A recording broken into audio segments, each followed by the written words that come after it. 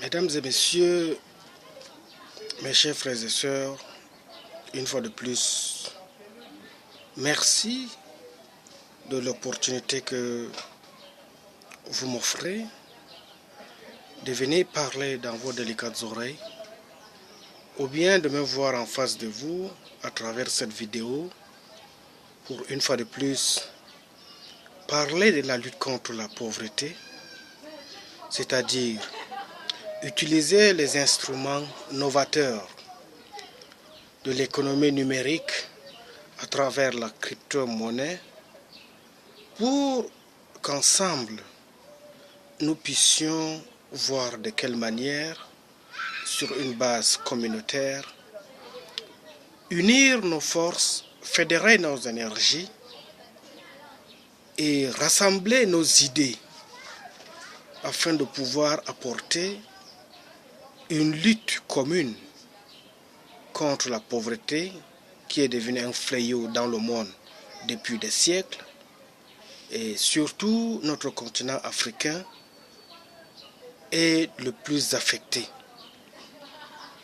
Mais alors, parlant de la lutte contre la pauvreté, cela suppose qu'il faut avoir de l'argent. Et lorsqu'il faut même avoir de l'argent, il va falloir l'avoir en abondance, l'avoir en quantité suffisante pour être en mesure de puiser une partie, en compléter avec les volontaires pour planifier un projet de développement et ensemble trouver une solution idoine pour lutter contre la pauvreté. Lorsque il m'est arrivé souvent de causer avec certains de nos compatriotes sur le processus de l'abondance financière, beaucoup m'ont pris à charge pour me dire oui, c'est bien beau d'avoir de l'argent en abondance pour lutter contre la pauvreté. Mais alors, là où cette pauvreté s'est installée un peu partout, elle a incrusté ses racines dans toutes les couches sociales. Comment donc avoir de l'argent pour lutter contre la pauvreté?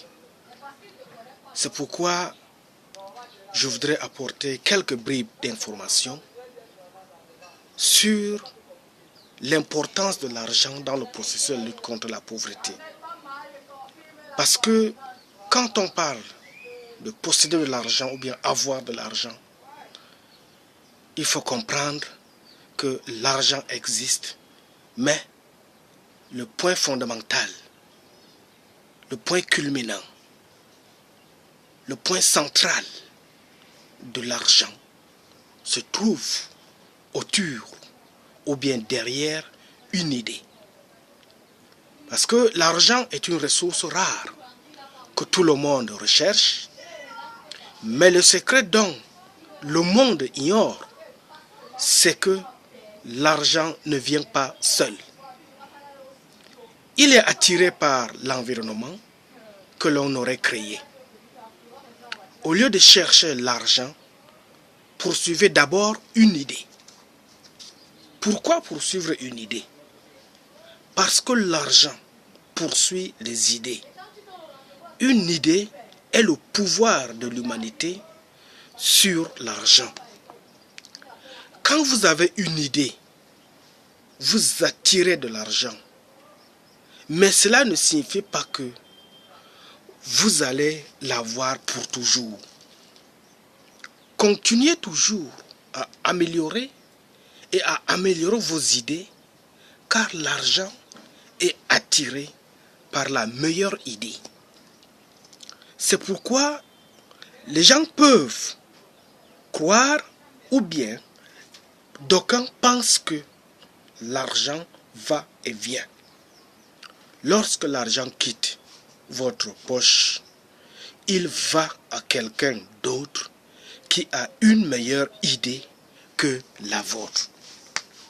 Pourquoi cette théorie? Juste parce que si tu ne crées pas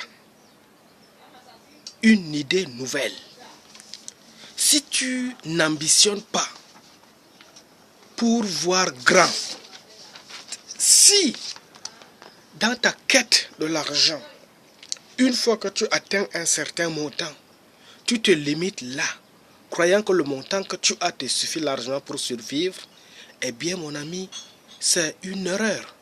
Parce que au fur et à mesure que les années passent, au fur et à mesure que le temps passe, les idées changent, le monde devient fluctuant, et plus le monde devient fluctuant avec la démographie galopante en appui, imaginez que le peu d'argent que tu as ne suffit plus pour résoudre un certain nombre de facteurs.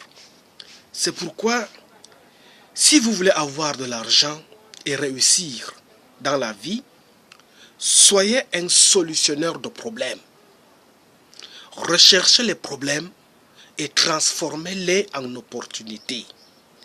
Il y a beaucoup d'entreprises prospères qui ont chuté à cause du manque d'idées nouvelles sur la façon de mettre à niveau et d'améliorer leur département ou bien les différents services.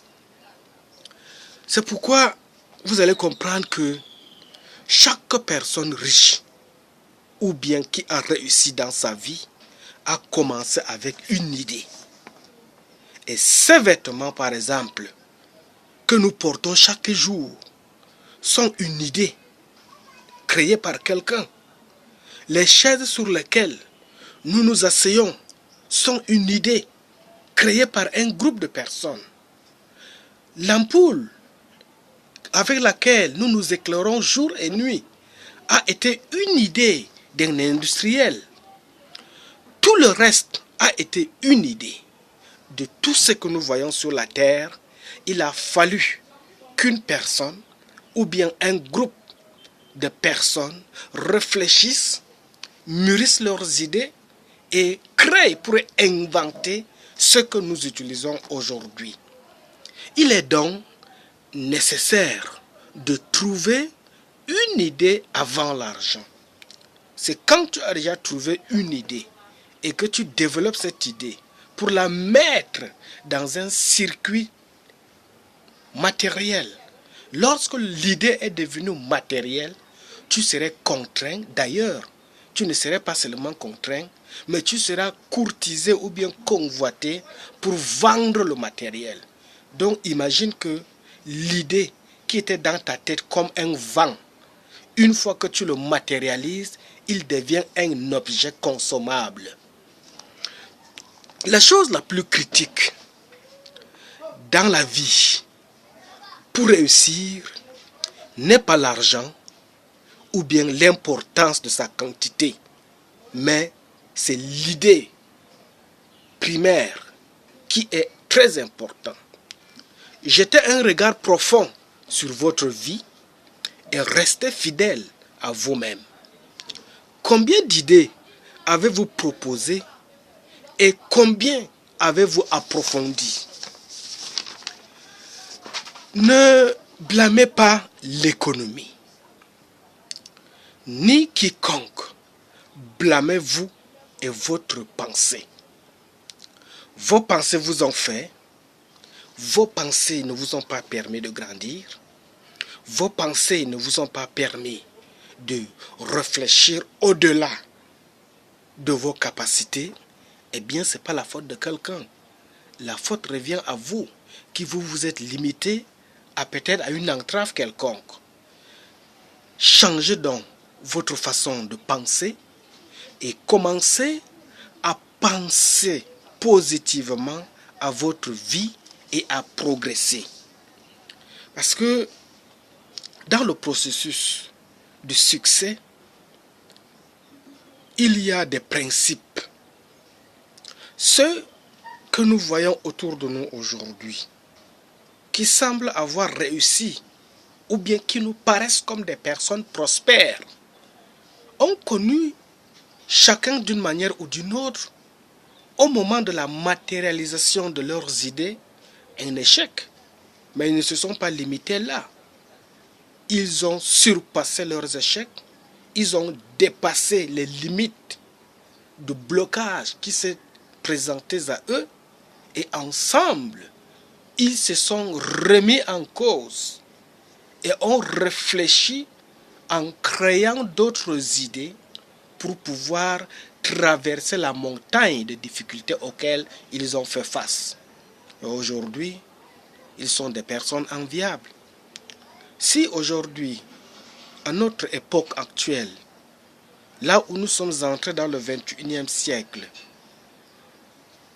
si l'argent, la monnaie fiduciaire par exemple, que nous utilisons, a été un obstacle pour toi ou bien pour moi de connaître l'abondance financière, voici avec l'avènement de la technologie, avec l'avènement de Internet, il y a une nouvelle forme de monnaie électronique qui se présente à nous à travers l'économie numérique. C'est pourquoi, au lieu de se laisser endormir par les velléités de la pauvreté concernant la monnaie que nous avons actuellement, il faut traverser d'autres étapes, il faut franchir d'autres niveaux, il faut atteindre un autre seuil de prise de conscience et essayer aussi avec cette économie numérique qui se présente à nous actuellement comme une alternative du succès dans le futur.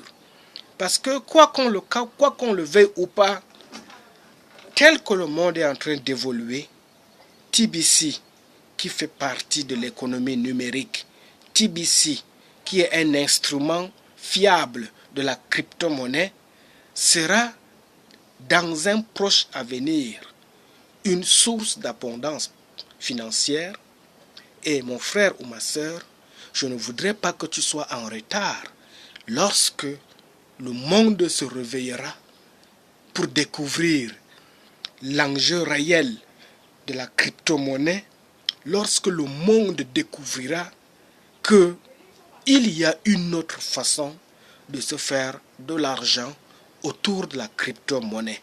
C'est pourquoi je t'encourage à faire des efforts pour découvrir les mannes cachées qui sont cachées dans le domaine virtuel, qui sont cachées dans le domaine électronique. Et ce domaine électronique, il ne se découvre que au niveau de la recherche sur les nouvelles formes de l'économie mondiale. Quelles sont ces nouvelles formes? C'est la crypto-monnaie. Et quand on parle de crypto-monnaie, il y en a des centaines, voire des milliers, parce que ce sont des startups qui naissent de jour en jour.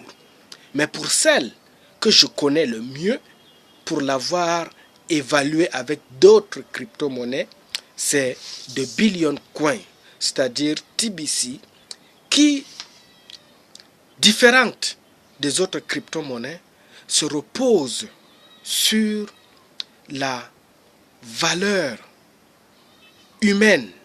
C'est l'ensemble des utilisateurs de cette pièce dans le monde entier qui fera sa force, qui fera sa devise, qui fera sa valeur ajoutée. Et c'est cette valeur ajoutée-là que je vous convie de pouvoir prendre le train en marche et de vous asseoir au sein de cette communauté, de partager les échanges, de partager les richesses énormes qui sont déployées au sein de cette communauté, parce que la communauté TBC, c'est un ensemble de richesses intellectuelles, c'est un ensemble de richesses matérielles, c'est un ensemble de richesses qu'il faut dénicher, exploiter et voir sur quelle base et de quelle manière chacun peut trouver son compte et ensemble trouver une équation idoine pour la lutte contre la pauvreté dans le monde en général et notre continent africain en particulier. C'est pourquoi je te convie, mon cher frères et sœurs, de ne pas te lasser, de ne pas être aussi sceptique, parce que lorsqu'on parle de TBC ou de la crypto-monnaie à un certain nombre de personnes, ils sont sceptiques. Mais alors, bravons l'interdit du scepticisme et osons là où beaucoup en ont expérimenté et sont aujourd'hui devenus une prospérité légendaire. C'est pourquoi, étant un peuple fort, un peuple vaillant, étant une couche sociale qui doit dépasser son état marginal de l'époque, nous, Africains, avons aussi notre mot à dire, avons aussi un projet qu'il faut présenter sur la face du monde et ensemble lutter contre la pauvreté dans notre continent et développer ce continent qui en a besoin de ses fils et ses filles. Ainsi, si vous m'avez suivi, je vous remercie. Bonne chance dans vos recherches et beaucoup de courage dans l'esprit de l'entrepreneuriat.